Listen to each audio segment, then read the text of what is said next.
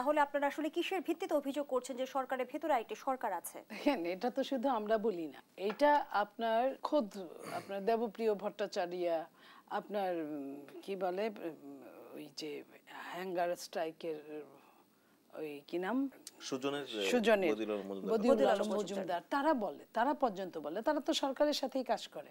তো তারা বলছে, আমরা তো বলি, কিন্তু তারাও বলছে, খোদ সরকারের ভেতর থেকেও তারা বলছে। আপনার সজীব ভুইয়া, আপনার আসিফ বলছে না যে সরকারের ভেতর সরকার আছে, কিংবা এনসিপি, এখন এনসিপির সঙ্গে কোথায় কি সরকারের গলদ আছে এনসিপি এখন বলতেছে না। তো এই জিনিসগুলো শুধু ফায়েজ সাহেব বললেই যে এটা কেটে দিতে পারবে আমি মনে করি না। দেখেন, মবের কথা যেটা বললো, মবটা যে নামেই আপনি ডাকেন না কেন, সন্ত্রাসীদের আগে যেটা বলতো সন্ত্রাসী, মব শব্দটা আসছে হয়তো অন্য একটা দেশ থেকে আসছে, মানুষ সুন্দর শব্দ পেয়েছে। আগে যেমন বলতো মগের মুল্লুক, এখন ওইটা মবটা মব হয়ে গেছে। তো এই শব্দের চেঞ্জ হয়েছে। ওই যে ইফটিজিং কিংবা শ্লীলতাহানি কিংবা ডিস্টার্ব করা ঘটনাগুলো তো একই। তো এটা শব্দগত কিছু সৌন্দর্য বা জটিলতার মধ্যে পড়ে। আপনি এই যে নতুন করে যেটা প্রধান উপদেষ্টা যেটা বলছে, তার বক্তব্যই তো সংশয় প্রকাশ পায়। আমরা শুধু একা বলবো কেন, উনি নিজেও তো সংশয় প্রকাশ করলেন শুরুতে যেটা হলো। তারপরে উনি বলছেন যে যারা নির্বাচন পর্যন্ত সরকারকে থাকতে দিতে চায় না, তারা সব রকম প্রতিবন্ধকতা সৃষ্টি করতে চায়। তো এই যে সব রকম প্রতিবন্ধকতা যারা সৃষ্টি করতে চায়, তারা তো তার মধ্যেও আছে।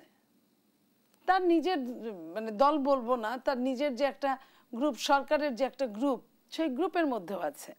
তারপরে আপনার নতুন করে যে এই যে আওয়ামী লীগ ফ্যাসিবাদ যেটা বললেন ফয়েজ সাহেব, যে আওয়ামী ফ্যাসিবাদ মাথাচাড়া দিতে পারে।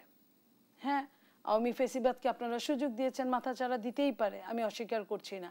আপনারা যদি ডে ওয়ান থেকে আপনারা যদি ধরপাকড় করতেন, শাস্তির মুখোমুখি নিতেন, তাদের অর্থগুলোর উৎস জানতে চাইতেন, যখন উৎস দিতে না পারতো অর্থগুলোকে, তখন তারা এটা কিন্তু সরকার ক্রোক করতে পারত। ফয়েজ আহমেদ, আপনারা কি সুযোগ দিয়েছেন?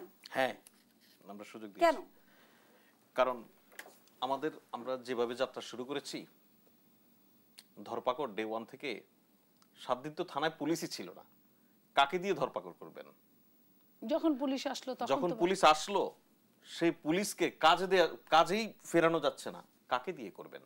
সো আপনারা সবাই মিলে পলিটিক্যাল পার্টিগুলি মিটিং করে যেই সরকার গঠনের সিদ্ধান্ত নিলেন, একই সঙ্গে সরকারের কাছে একটা সেটআপ, একদম রেডি ফাইনেস্ট সেটআপ আপনারা সরকারকে দিয়ে দিলেন। আপনি যেখানেই ক্লিক করবেন সেখানেই সুন্দর একটা ডিসপ্লে ভেসে উঠবে, তাই তো? একটা সাজানো গুছানো সরকার ছিল, সেই সরকারের কাছে যা যা যেখানে নির্দেশ দিবে সব অতি দ্রুত বাস্তবায়ন হয়ে যাওয়ার মতো একটা সুশাসনের মধ্যে ছিলাম আমরা। সেই জায়গা থেকে যাত্রা শুরু। কেন এত গ্রেফতার হবে না, কেন বাইরে থাকবে না?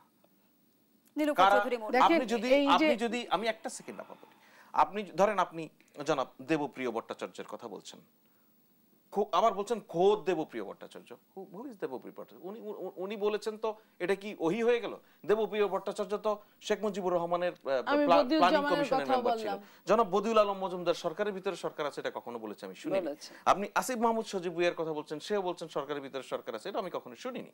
সুতরাং আপনি একটা এন্টায়ার সিস্টেমকে যে জায়গা থেকে কাজ শুরু করা, সেই জায়গাগুলি কোনো প্রকার বিচার বিশ্লেষণ মূল্যায়ন না করে আপনি যদি বলতে থাকেন যে কেন ডে ওয়ান থেকে আমাদের এখানে সবচেয়ে বড় পলিটিক্যাল পার্টি বিএনপি কি ভূমিকা রেখেছে? আমি এখন একটু বিএনপি কি ভূমিকা রেখেছে?